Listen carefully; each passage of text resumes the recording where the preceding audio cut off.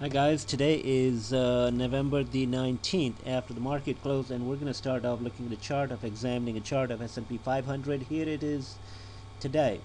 Friday we had a reversal candle here. This is a hammer, and what it did, it is a long body candle with a little small head on it, and this candle was formed when the fiscal cliff fears abated in the market towards the end of the session, and Pelosi and the leaders of the Congress went to the White House and they gave a press conference that they said there we will probably get through with some kind of a deal. And eventually the market at that time was closing in an hour or two left, and it formed a real uprise in the market, and that's how this candle is formed. But what didn't happen here is that we haven't seen the full move, and today, which is Monday, and the market just bolted 27 points. S&P 500 right above its 200-day moving average, and it just had a big candle. This is a filled candle called Marbuzo candle, and if you want to see that what it is, it has no VIX, which means the buyers got control of the session early on, and they were in control towards the end. It finished at the high of the day, which also gives us a belief that it may end up going even more higher. It cut that 21-day moving average, it cut that 200-day moving average, and that's our 21-day. This is our short term. So this is the 50 days sitting here at 1427, and it's now headed a little bit hopefully in next few days. The market was technically oversold, very oversold, and the readings on the tool were McClellan oscillators were, I haven't put that on here, but they were minus 300 or some 276. Whenever the tool gets that oversold, usually a technical bounce come and the players came. What benefited was the real estate numbers. The housing were numbers were existing, so home sales were much stronger than expected as well, and that contributed. Here's the chart of Apple. The biggest winner of this all was the mover known as Apple. This stock has been pummeled from 700 to 506 in a relentless selling spree, and that did not stop. Look at this candle that it formed on Friday.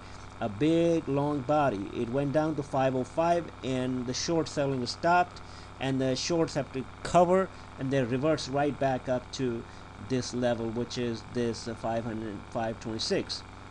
Was not very shaky to understand, but today it gapped up here and also formed a Marbuzo candle here and finished the day 1565. I expect this thing to continue and try to go up higher. It has some resistance here, 573 and all words, but it will hopefully try to go up here.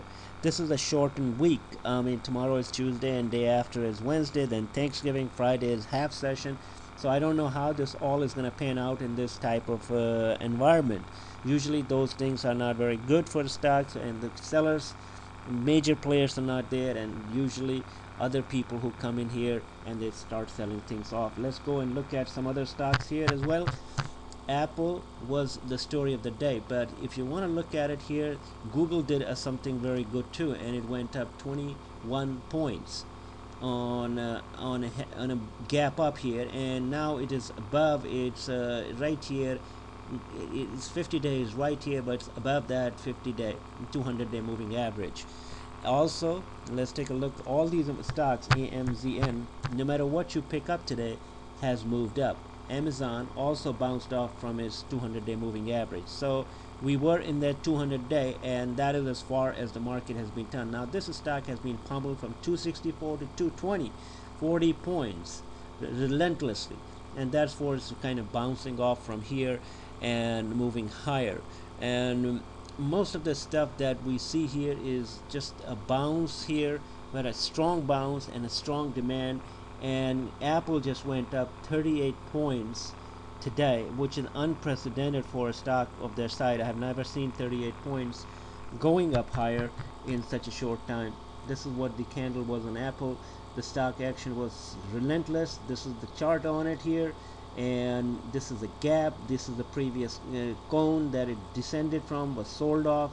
This is all due to the portfolio rebalancing, and now they're rebalancing their profits and taking it up higher to a new level. So we will see, because if now we're entering into a season, it should go a little bit more.